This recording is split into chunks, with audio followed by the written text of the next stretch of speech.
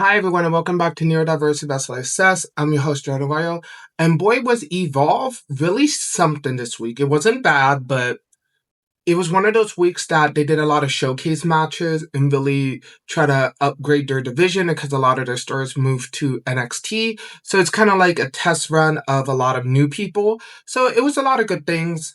I'm going to talk about the main event. I felt like the main event was okay, but one star, I don't think she was ready for the main event, and I'm going to talk about it. But Sloane Jacobs had a little bit of a hard time in her main event spotlight. But before we do, please like, comment, subscribe, and now let's get on to the review.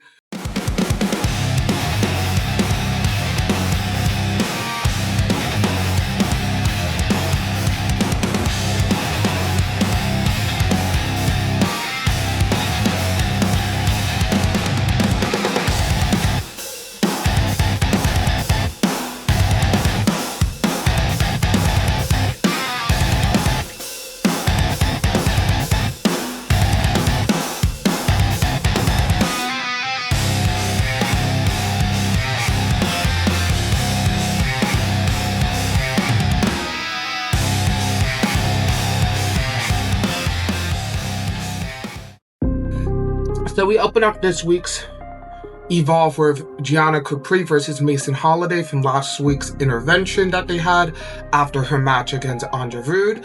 And Gianna Capri did a great showcase just going after the hand of Holiday, but Holiday did fight back with some good aerial reversals like a stand-in kick and stuff like that. But Gianna Capri was able to beat her down, taking off her leg, and then at the end hitting a pretty deadly like woman's right to her leg, and then a roll up for the win. Really good, impressive show for Capri. And then after, she kind of gets in the face of Anya and Veronica, so most likely this storyline is continuing. So it's really interesting to see how this woman storyline unfolds on Evolve. Then we see it's Gal saying that he's been doing reflection, he got attacked, his team kind of left him, and he does not need no one, and he used to be one of the top guys of Evolve. So he's going to do an open challenge next week, and I cannot wait. Hopefully this is an ongoing thing with Gal. Gal is such a good character, so hopefully they just use him more. So an open challenge seems like a good thing because he's kind of like the veteran of Evolve. He's been there one of the longest, and he's weird that he's not one of the guys called up yet. So maybe this is a great proving ground for him. Then we had Hurley Riggins versus Romeo Moreno after Romeo Moreno interfered in last week's match. And Riggins started out with kicks, bringing Moreno down. Moreno came back with fast kicks. But Hurley had Cam by ringside, and Cam got involved, letting Hurley Riggins once again beat him down. But at the end, Moreno was able to hit some killer clotheslines, went up top, tried to hit a Spanish fly, but Cam Hendricks once again pulled the leg of Moreno, letting Hurley Riggins hit a killer slam for the win. And then after, Cam and Hurley hits an attack on Romero, taking out his leg with a steel chair. So we have to see how long Romero's out and if this is storyline. But we need to see what happens, because now Hurley Riggins wants the Evolve Championship as well.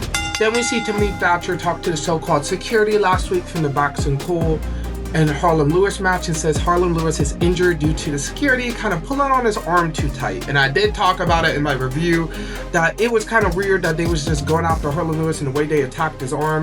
That was going to play a big storyline, and it is. So we don't know the name of these guys or nothing. And Timothy Thatcher says, okay, but I need you guys out in the match for Max Abrams and Cappuccino Jones. And we see them kind of interfere again. So we're going to actually go straight into that match. So we had Max Abrams versus Cappuccino Jones, and they started off with a little bit of cat and mouse with the so-called security guards by ringside. Then Max Abrams hits a killer leg drop in between the ropes, then do a beatdown. Then hits a killer springboard Parakarana out of nowhere, like Destroyer.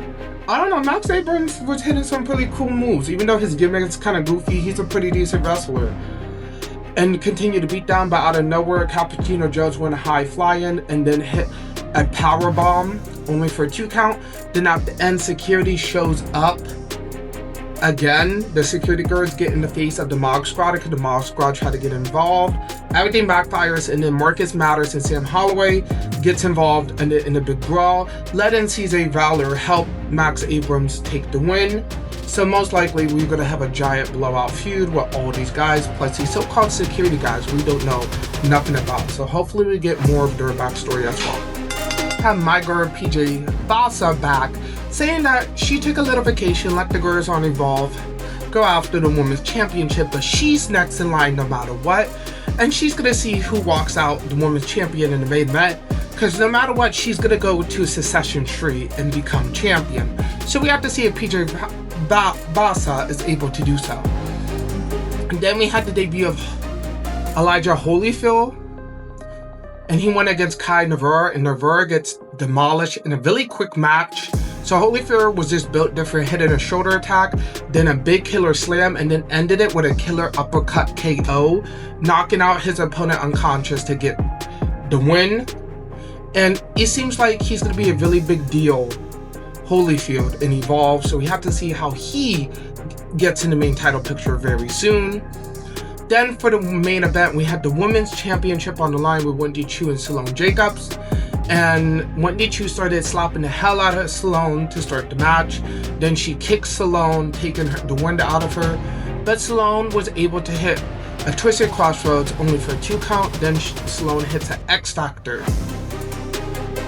Then she tries to hit a Para Cavada in the corner, but it looks really sloppy. And then from there, Jacobs started messing up a lot of her moves. At the end, it was this weird sequence of, I think Sloane was gonna do a drop, like a head drop on the corner, but then Wendy Choo puts it into the dirt nap and Sloane kind of just taps out. I don't know if it was like a last minute call, but it looked odd. It looked like Sloane was not supposed to drop Wendy Choo, but she kind of did, and Wendy Choo just needed to put her in the lock to end the match. Really weird way to end the match overall. And it kind of killed the vibe at the end of the show. And I feel like Sloane Jacobs need to go back to the drawing board. I feel like she has potential, but this match does show that I don't think she's ready for the main event scene just yet.